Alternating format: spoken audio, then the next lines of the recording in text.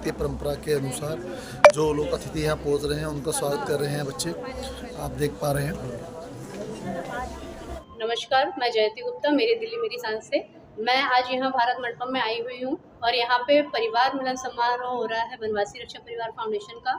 यहाँ पे कुछ अतिथि लोग आए हुए हैं, इनका मैं जानना चाहूँगी कि क्या यहाँ पे व्यवस्था है और क्या इनका रोल है। जी, आपका नाम? हमारा नाम वीरेंद्र प्रताप सिंह। ये वनवासी रक्षा परिवार फाउंडेशन का पूरे देश का 15 स्टेट में जो हमारी ये संस्था है उसका केंद्रीय कार्यक्रम है, जिसमें कि पूरे हमारे प्रतिभा विकास केंद्र इसका एक प्रकल्प है। उसी के बच्चों का भी कार्यक्रम है और हमारे मुख्य अतिथि वगैरह और सारे कार्यक्रम यहाँ पे आज के दिन आयोजित है। हर प्रत्येक वर्ष में एक बार दिल्ली में पूरे भारतवर्ष का 15 स्टेट का बच्चों का और वहाँ के आचार्यों और हमारे जो मुख्य अतिथि हैं, दानदाता हैं, उनको एकत्रित करके उनके साथ एक कार्यक्रम हम लोग करते हैं। आपका नाम? मेरा नाम विवेक कुमार अग्रवाल है। मैं नोएडा विभाग का मंत्री हूँ। आज का एक केंद्रीय कार्यक्रम में आप सभी के स्वागत के लिए हम लोग यहाँ खड़े हैं। तो सर, जैसे कि ये प्रोग्राम हो रहा है तो इसका परिवार मिलन समारोह जैसे रखा हुआ है, तो ये प्रोग्राम का नाम क्यों रखा गया है और क्या इसका उद्देश्य है?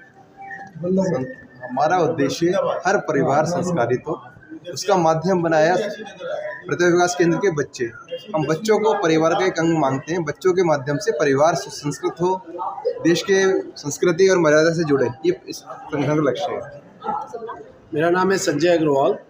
मैं ऐसा अधिवक्ता हूँ उच्च न्यायालय में। और ये जो संस्था है, जिस तरह से आप जानते हैं, इसके सारे कुछ लिखे हुए हैं पोस्टर्स में। ये एक्चुअली संस्कार परिवार स्नेह मिलन है। मीन्स प्यार मोहब्बत से मिलके, परिवार मिलके एक प्रतिभा केंद्र में जो बच्चे आ रहे हैं, जो लोग वंचित थे, उनको कैसे उत्थान किया जाए, इसका एक प्रकल्प है ये। और ये वनवासी रक्षा परिवार फाउंडेशन के नीचे ये कार्य करता है और बहुत ही अच्छा ये है, जिसमें हम लोग ज़्यादा नहीं मांगते। एक बच्चे के पीछे पूरा साल का 5,000 रुपये की डोनेशंस जो लोग दे सकते हैं उनकी तरफ से हम मांगते हैं।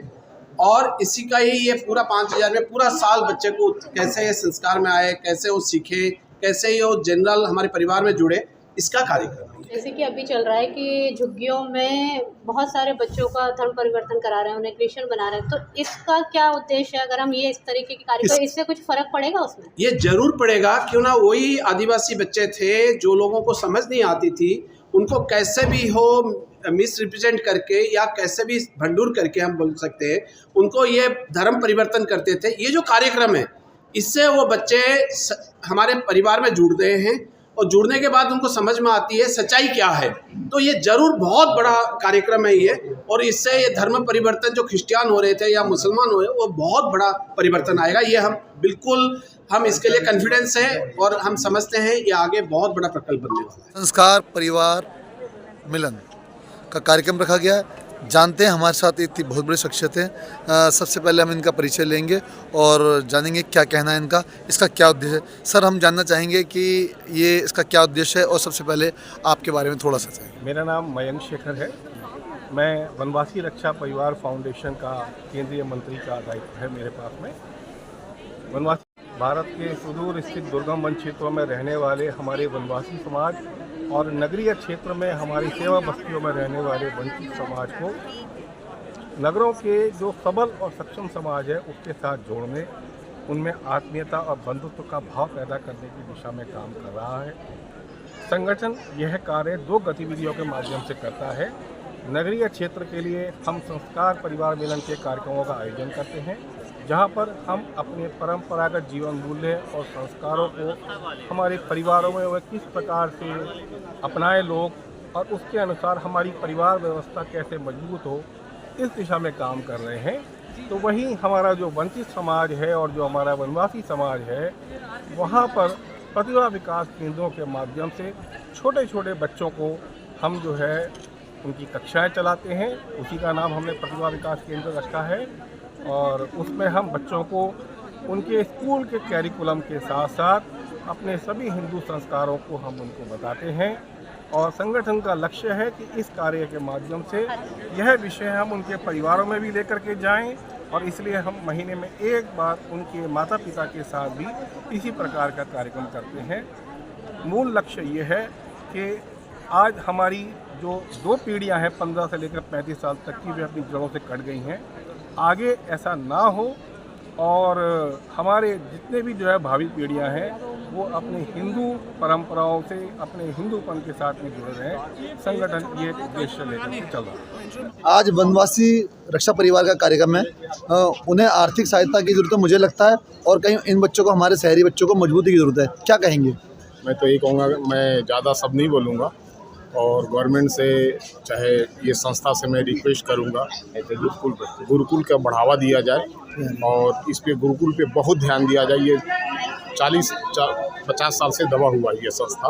आप ये मानते हैं गुरुकुल बचेगा तो भारत बचेगा? हाँ जी, बिल्कुल। गुरुकुल आएगा तो संस्कार भी आएगा, शिष्टाचार आएगा, और भारत में उद्धार होगा। यही मैं शब्दों के साथ कहूँगा कि गवर्नमेंट ज़्यादा से ज़्यादा इस पे ध्यान दे और गुरुकुल को आगे बढ़ाए। जाएंगे। हमारा नाम धर्मेंद्र तिवारी, सोशल वर्कर हूँ। ठीक है। और पहले मैं बनवासी में काम कर चुका हूँ।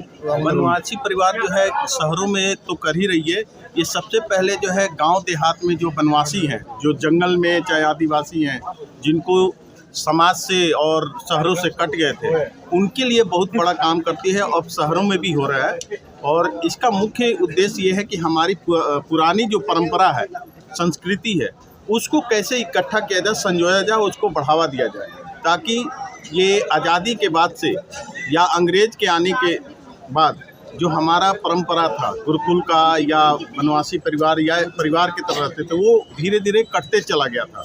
और आज के समय में जो सरकार है वो पूरे देश को एक जो है माले में गुथ रही है, और सभी को एक समान जो आगे बढ़ाने का काम कर रही है। और बनवासी परिवार जो है, जो आदिवासी जंगल झुग्गी झोपड़ियों या जंगलों में रहते हैं, चाहे जो शहर से कटे हो, उनको एक प्लेटफॉर्म पे ला रहे हैं। सोचा है क्या क्या काम किया है। ये जो कुछ अद्भुत चीज़ें देखी जा रही है वो मोदी जी के हाथों से किया गया है। रही बात बनवासी रक्षा परिवार, जब हम लोगों ने देखा कि काफ़ी धर्म परिवर्तन होते रहते हैं जंगल के एरिया में, और बनवासी रक्षा परिवार हम लोग नाम रखे हैं, पर असल में बनवासी हमें रक्षा करते हैं। जब भगवान राम को रक्षा की ज़रूरत हुई तो बनवासियों ने किया था। उसी तरह सिर्फ हमें अपने पहचान देने की ज़रूरत है। तो हम लोग अपना पहचान देना चाह रहे हैं बनवासी के बीच में, कि जिस तरह से आपने भगवान राम को मदद किया था, उसी तरह शहर वासियों को भी मदद करिए। और उनके बच्चों में थोड़ा से क्या बताया कि कुछ संस्कार हैं आज के युग के हिसाब से, तो वो डेवलप नहीं हो पा रहा है, क्योंकि वो और जगह से कटा हुआ है। तो वो संस्कार हम लोग देने का कोशिश करते हैं, और वही पूरे देश से वो संस्कार हित बच्चे आए हुए हैं। अगर आप देखिएगा तो अद्भुत, जैसे धरती पे अलग से ही कोई लोग उतर के आए हैं। वो बच्चे प्रदर्शनी भी लगाई है, दुनिया के सारे चीज़ बनाया हुआ है। ऊपर आप जा कर के देखिए, उनका फ़ोटो लीजिए।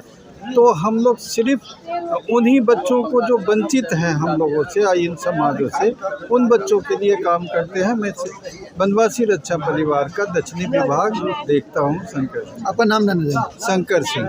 ठीक है। सत्य प्रकाश कुशवाहा। सर, आज इस कार्यक्रम में पहुंचे हैं कुशवाहा साहब, वनवासी रक्षा परिवार द्वारा क्या सोचते हैं? तो बनवासी रक्षा परिवार जो समाज से वंचित लोग हैं, जो वनों में निवास करते हैं या शहरों में ऐसे लोग जो झुग्गी बस्तियों में निवास करते हैं, उनके लिए संस्था काम करती है। और इस संस्था को प्रेरणा आरएसएस से मिली हुई है। ये आरएसएस का ही राष्ट्रीय संगठन, जो देश में एक बहुत बड़ा समाजसेवी संगठन है, विश्व का सबसे बड़ा संगठन है, उसका एक अनुसंधान संगठन है। उसके सोच से प्रेरित होकर के एक संगठन बना है बनवासी रक्षा परिवार फाउंडेशन, और वो समाज के विभिन्न दबे कुचले वर्गों के लिए काम करती है। वनों में ऐसे व्यक्ति, ऐसे परिवार जो समाज से कट गए हैं, जिनको शिक्षा नहीं मिल पाती, जिनको रोज़गार नहीं मिल पाता, जिनको स्वास्थ्य की चिंता लगी रहती है, तो उनको प्रकृति के द्वारा ही जो उपलब्ध संसाधन है, ऐसे स्वयंसेवक वनों में, वनवासी गाँवों में जा कर के उनकी सेवा करते हैं, उनकी सुरक्षा की चिंता करते हैं, उनके स्वास्थ्य की चिंता करते हैं, उनको शिक्षा की चिंता करते हैं। तो उन्हीं का एक संगठन बनवासी परिवार आज पूरे देश का अपना एक उत्सव मना रहा, और सभी देश के अनेक हिस्सों से लोग आए हुए हैं। डॉक्टर रंजीत जी हैं सर परिवार। सबसे पहले आपके चैनल को धन्यवाद जो हमने बोलने का मौका दिया। सबसे पहले बनवासी रक्षा परिवार फाउंडेशन है क्या? बनवासी रक्षा परिवार फाउंडेशन पूरा भारतवर्ष में अलग अलग राज्यों में कार्य कर रही है। अगर दिल्ली की बात करें तो दिल्ली में कम से कम मोर देन 200 स्कूल्स हैं से बच्चे जो 7th 8th 9th में पढ़ते हैं, वो उस बच्चों को अपने बनवासी प्रतिभा विकास केंद्र के नाम से जाना जाता है। उसमें उनके दाखिला होती है और 2 घंटा का डेली उनकी क्लास होती है, जिसमें हमारी भारतीय संस्कृति के बारे में बताया जाता है और 1.5 घंटा उनकी कोर्स के बारे में बताया जाता है। तो आज हमें कम से कम 150 स्कूलों में कम से कम हर स्कूल में 25 से 30 संख्या होती है। वही बच्चे जिनको नाम नहीं लिखने आता था, आज यहाँ पे आप देखेंगे इस प्रोग्राम में वो कल्चर प्रोग्राम कर रहे हैं, उनको एक स्टेज मिल रहा है। वो बच्चे अपने घर में जाते हैं तो अपने माता पिता को प्रणाम करते हैं, अपने क्लास में भी फर्स्ट कर रहे हैं। तो ये बनवासी रक्षा परिवार फाउंडेशन का देन है। वैसे बच्चों जो अपने पढ़ने के लिए सक्षम नहीं थे, उनके माता पिता को उनको ट्रेन किया जाता है, उनको योगासन सिखा रहे हैं, बच्चे ही सिखा रहे हैं उनके पिता को। तो हमारी भारत संस्कृति का जो मूल उद्देश्य था वो बच्चे पूरा कर रहे हैं। बच्चे ही बताते हैं माता पिता को आपको ड्रिंक नहीं करना चाहिए, आपको स्मोकिंग नहीं करना चाहिए। जो बच्चे 1 मिनट के लिए बैठते नहीं थे, वो बच्चे 2 घंटा बैठ के पढ़ाई करते हैं। वीरेंद्र भाई साहब पूरा इंडिया में जो इनके प्रभारी हैं बनवासी रक्षा परिवार का, उनका देन है कि पूरे भारतवर्ष में, चाहे असम हो, चाहे बंगाल हो, चाहे झारखंड हो, हर शहर में इनका प्रतिभा विकास केंद्र का सेंटर खोला गया है। वहाँ पे बच्चों को ट्रेनिंग दिया जाता है और उससे बच्चे उभर के आ रहे हैं। उभरने के कारण क्या है कि उनको एक अच्छी नई रणनीति के द्वारा सिखाया जाता है, जिससे हर बच्चे अपने आप में बहुत अच्छा प्रोत्साहन हो रहा है।